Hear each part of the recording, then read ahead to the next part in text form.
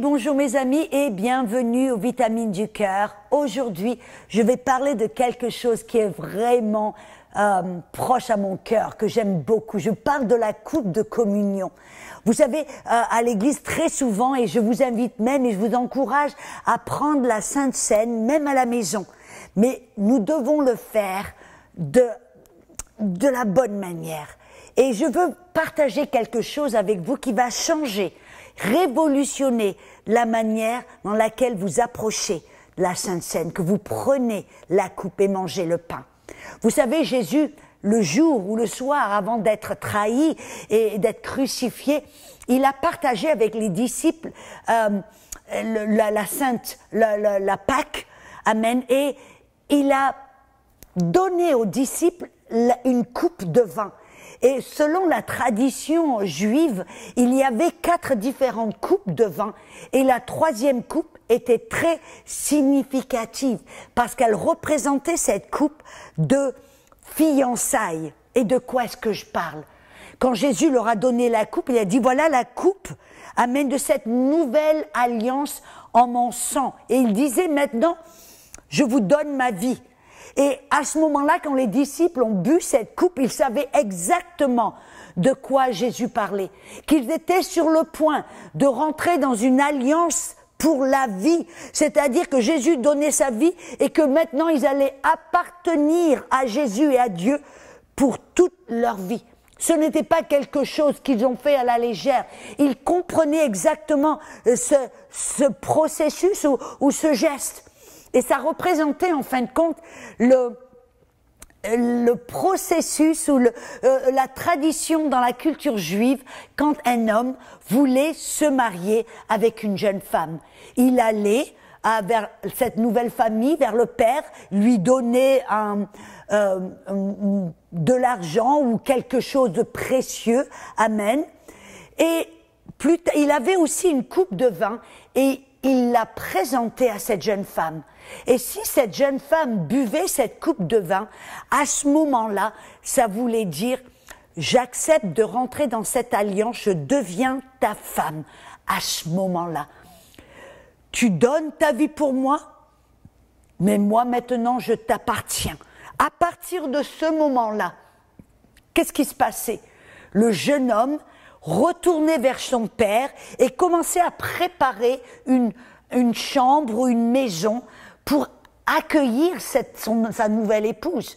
Mais vous savez qu'à partir de ce moment-là, légalement, ils étaient mariés. Ce n'étaient pas les fiançailles comme nous le connaissons aujourd'hui, comme un moment pour essayer de découvrir si, oui ou non, c'est cette personne avec qui je veux passer le reste de ma vie. Non, ces fiançailles, dans la culture juive, ça déclarait « je suis marié avec toi pour le reste de ma vie ». Et alors le jeune homme rentrait chez son père, il préparait, il construisait une maison, amen, et il ne savait pas combien de temps ça allait lui prendre. Dans cette culture juive, des fois ça leur prenait 1 an, 2 ans, 3 ans, bref.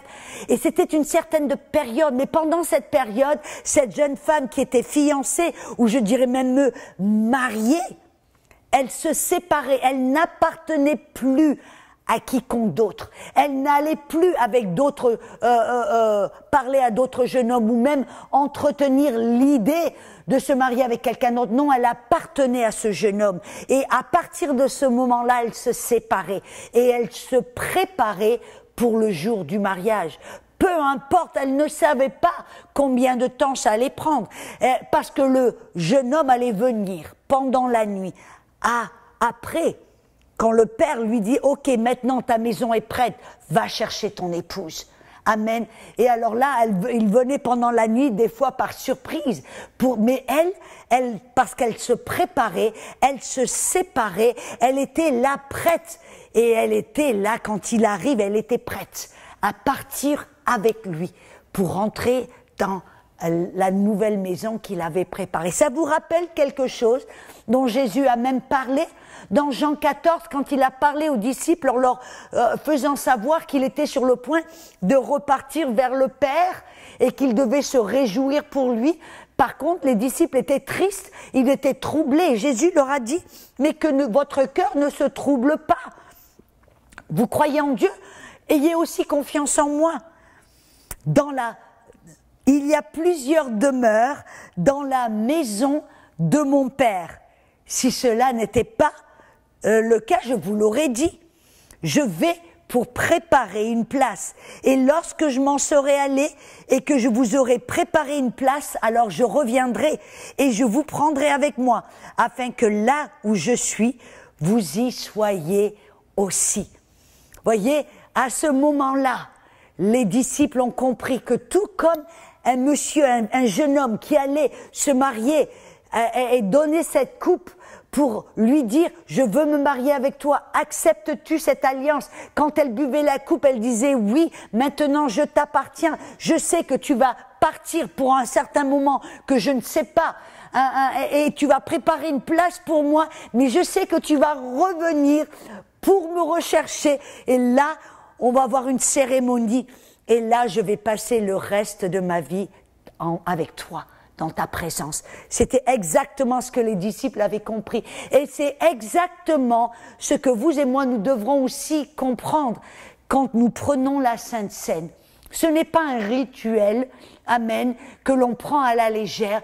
C'est à ce moment-là, amen, cette coupe que l'on prend, on sait que Jésus a donné sa vie pour nous et que nous sommes mariés avec lui éternellement et qu'à partir de ce moment-là, on se rappelle, oui, je me sépare, je me prépare, je suis prête pour quand il revient me chercher, car il est en train de préparer une demeure pour moi au ciel. Et je sais qu'il va venir comme le prince charmant sur un cheval blanc pour venir me rechercher. Vous savez, à chaque fois que l'on prend la Sainte Seine, nous devons le faire en sachant et en nous rappelant que Jésus est notre époux et que nous sommes sa mariée et que notre responsabilité, c'est de nous préparer, amen, dans l'onction, dans la prière, dans la louange, dans la parole, de nous préparer, que nous soyons cette épouse sans rides, sans tache, qui se prépare non pas par... de le faire parce que c'est un devoir, une obligation, non. Mais tout comme une mariée, elle se prépare par amour pour son nouveau mari. C'est comme ça, c'est là notre motivation. Et quand on s'approche de la Sainte Seine, on boit la coupe, on mange le pain en se disant, là, il y a une grâce. Jésus dit, je prépare dans Psaume 23 une table devant même la présence de ton ennemi. Qu'on voyait là, quand on s'approche du trône de Dieu, où il y a la grâce et la miséricorde, on participe à la Sainte Seine en disant, là, il y a la grâce, là, il y a le pardon, là, il y a tout ce dont j'ai besoin pour me préparer. Amen. Pour me sanctifier, pour me séparer du monde, de sa façon de penser, sa façon de faire, sa façon d'agir, sa façon de parler, car je veux être cette épouse motivée par amour pour Jésus, qui se sépare, qui se prépare, qui est prête à le recevoir le jour où il vient sur son cheval blanc. Oh, et ce jour sera glorieux. Vous voyez, à chaque fois que vous prenez la Sainte Seine, vous vous rappelez, ah, Maranatha, il revient bientôt. Alléluia. Quel jour glorieux ça va être.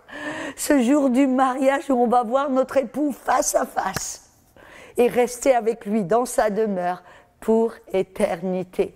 Quel jour glorieux. Et alors, je veux vous encourager, mes amis, à prendre la Sainte Seine, motivée par amour pour votre époux. Vous préparez, vous séparez, vous sanctifiez du monde par amour pour lui. Amen. Soyez bénis et à bientôt.